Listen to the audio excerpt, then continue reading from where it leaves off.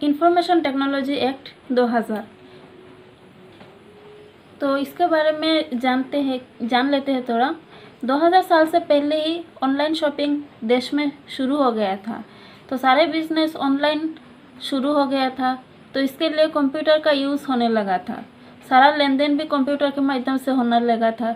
तो ऑनलाइन जो बिजनेस चलाते थे उन लोगों को कंप्यूटर से रिलेटेड कानून की भी ज़रूरत थी, तो इसीलिए आईटी एक्ट 2000 बना।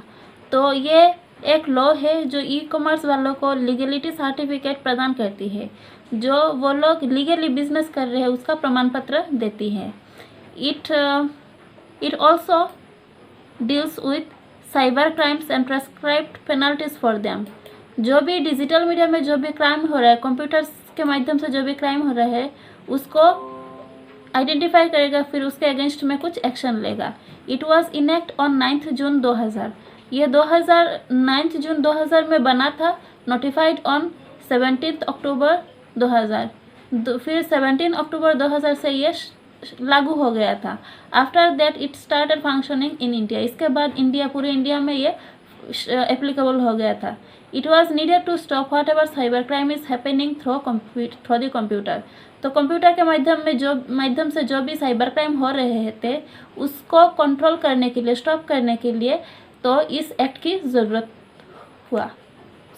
थी। तो आईटी एक्ट 2000 की एक ख़ास बात यह है कि अगर ऑस्ट्रेलिया में बैठा कोई हमारे देश का किसी के कंप्यूटर को कंट्रोल करता है, या फिर इंडिया में बैठा कोई ऑस्ट्रेलिया में किसी का कंप्यूटर को कंट्रोल करने की ट्राई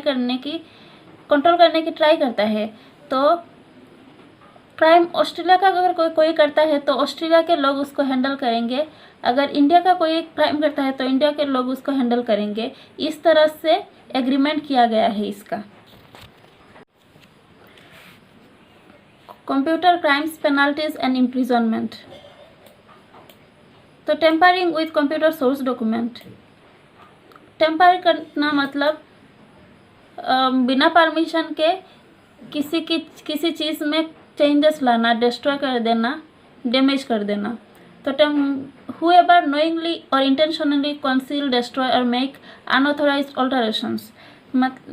अगर कोई जाने अनजाने में कंप्यूटर सोर्स डॉक्यूमेंट में जो कि कंप्यूटर प्रोग्राम या कंप्यूटर नेटवर्क या कंप्यूटर सिस्टम में यूज़ होता है, जो गवर्नमेंट द्वारा मेंटेन करने को रखा गया था, अगर कोई उसको टेम्पर करता है, ऑल्टर करता है या फिर डिस्ट्रॉय करता है, तो उसको 3 साल की जेल हो सकती है या फिर उसको 2 लाख रुपए की फाइन देना पड़ेगा। Hacking with computer system. Hacking का मतलब है अगर किसी का कंप्यूटर हम लोग उसका बिना परमिशन के उसके कंप्यूटर को एक्सेस करते हैं, कंट्रोल करने की ट्राई करते हैं, तो उसको बोला जाता है हैकिंग। तो जो भी हैकिंग करने की ट्राई करेगा उसको 3 साल की जेल होगी या फिर उसको 2 लाख का फाइन लगेगा।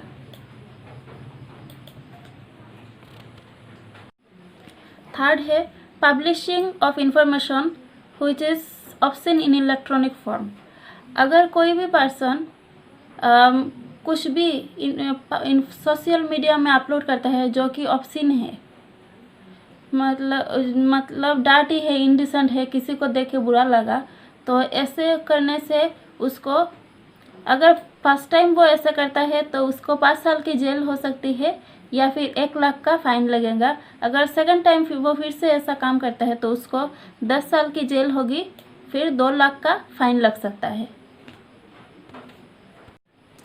फोर्थ है सिक्योरिंग एक्सेस और attempting to secure access to a protected system.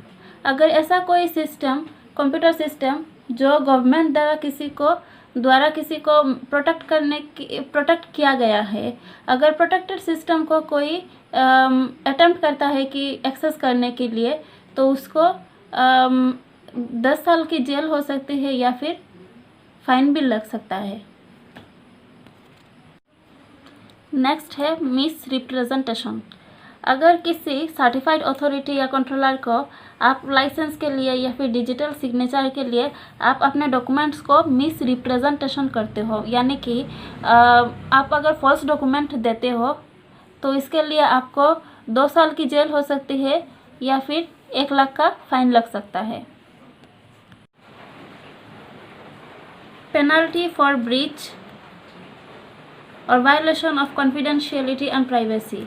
अगर किसी पर्सन को गवर्नमेंट द्वारा कुछ इन्फॉर्मेशन प्राइवेट रखने के लिए बोला गया हो, कॉन्फिडेंशियल रखने के लिए बोला गया हो, अगर वो फेल हो जाता है तो उसको 2 साल की जेल हो सकती है या फिर फाइन लग सकता है 1 लाख रुपीस का, या फिर दोनों भी हो सकता है। 2 साल की जेल भी हो सकती है और 1 लाख फाइन दोनों देना पड़ सकता है।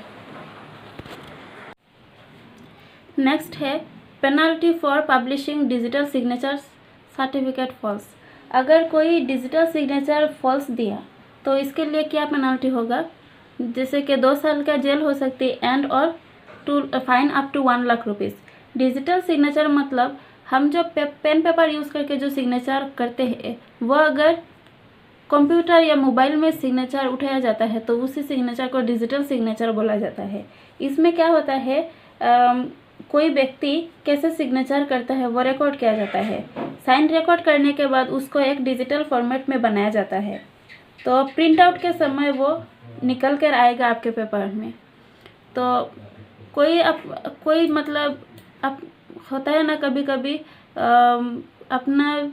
आपकी ज़मीन अपने नाम पे करने के लिए कोई फॉल्स सिग्नेचर देते हैं, तो ऐसे अगर कोई पकड़ा गया तो उसको पनिशमेंट होगी 2 साल की जेल और फाइन लग सकता है 1 लाख रुपीज़ का।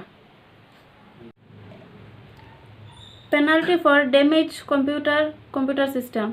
अगर कोई पर्सन आपके परमिशन के बिना आपके कंप्यूटर या कंप्यूटर सिस्टम को डैमेज करता है तो उसको एक प्रॉपर पनिशमेंट दिया जाएगा। नेक्स्ट है पेनल्टी फॉर फार्निश इन्फॉर्मेशन। अगर फार्निश इन्फॉर्मेशन का मतलब इन्फॉर्मेशन प्रोवाइड करना। मान लो अगर कोई पर्सन जिसको डेटा डिक्रिप्ट करने के लिए बोला गया हो बाय सर्टिफाइड अथॉरिटी, जो कि इंडिया की सिक्योरिटी के लिए ज़रूरी है, अगर वो डिक्रिप्ट नहीं करता, डिक्रिप्ट करने में फेल हो जाता है तो उसको पनिशमेंट मिल सकती है। या फिर ये भी बोल सकते हो किसी को किसी बुक या फिर डॉक्यूमेंट या फिर फाइल मेंटेन करने के लिए बोला गया हो किसी टाइम पीरियड के लिए, अगर वो मेंटेन करने में फेल हो जाता है तो उसको हर फेलियर के लिए एक पेनल्टी देना पड़ेगा, मतलब फाइन लग सकता है।